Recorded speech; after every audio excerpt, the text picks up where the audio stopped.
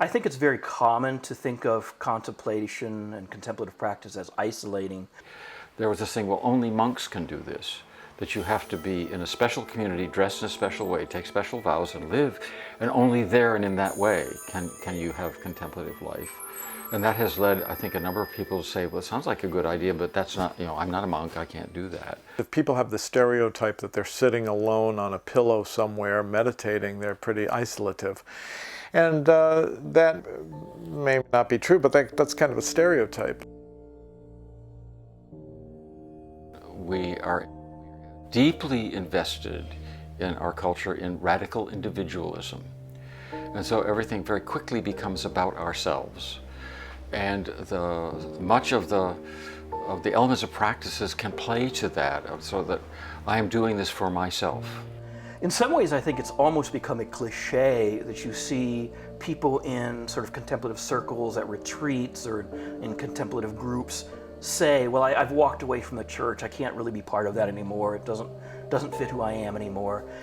And I think there's some element of truth to that. I mean, that makes sense because contemplation brings you to such a different level of awareness and a different level of existence, even a different level of spirituality. If you go to, say, a traditional worship service, you're surrounded with people who are not at that same level, who are maybe participating for all kinds of different reasons, maybe social pressures, or just the desire to be with friends, or for traditional, they were brought up that way, or they just like the music or whatever else.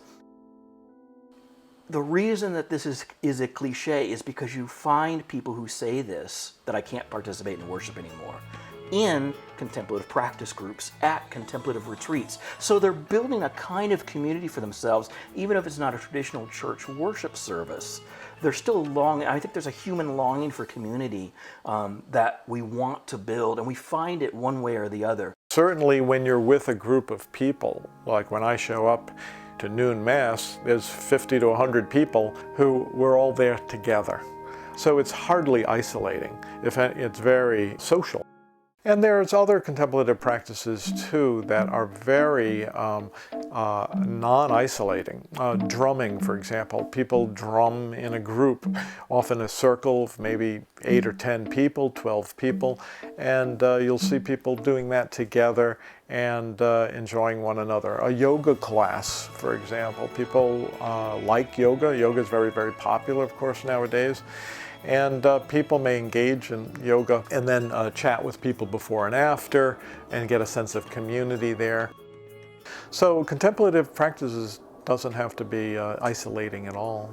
There is a community that's built in that deepness when you are coming with that same intention and that same desire to meet with God, to be present with God. That builds community without ever having to open your mouth. And I think those communities can be just as valid. But I'll say, moving even further, that I really truly believe that if you practice contemplation long enough, you even move past that kind of egoic where church doesn't work for me, and you come to a point where you could see everything belongs. So you go into a worship service and you see worship at a much deeper level, and you love the people that you're with, even if they don't understand what you're about. You love the fact that they're there participating.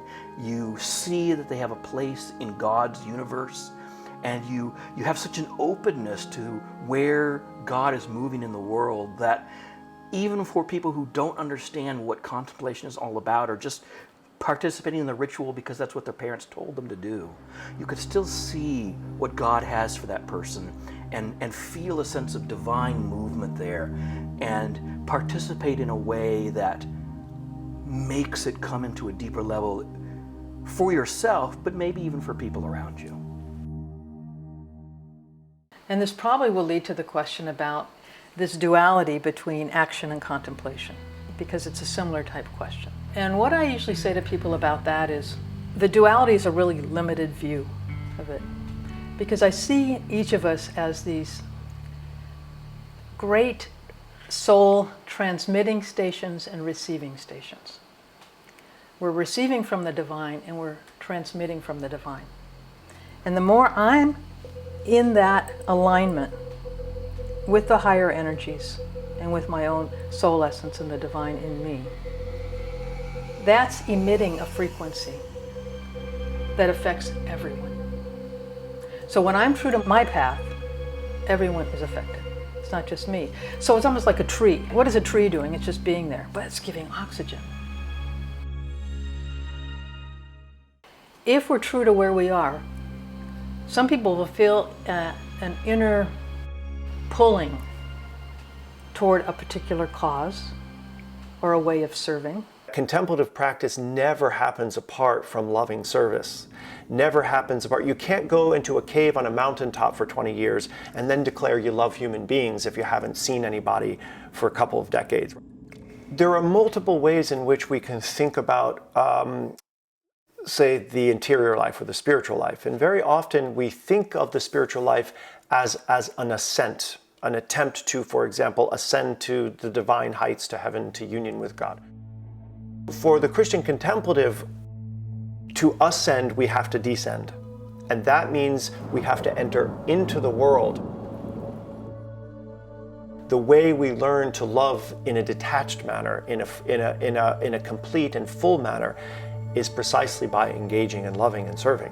And you can't claim to have arrived at that if you haven't descended into the heart of the world, if you haven't descended into its problems and chaos and contradictions and violence, right?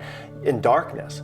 What the monastic tradition found was there's absolutely essential value in practicing the contemplative way in community with others.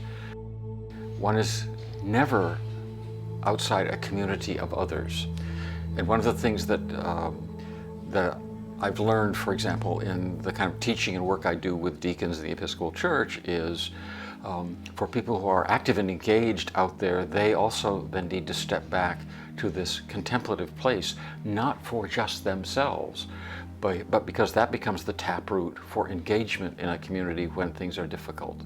So it is both for the person and for others. The pilgrimage that we call the contemplative life is two-directional. It's interior and exterior. We know that when pilgrims go on pilgrimage, they really are walking in two directions simultaneously. You're walking the walk, and you're also doing the inner work of journeying to that inner epiphany.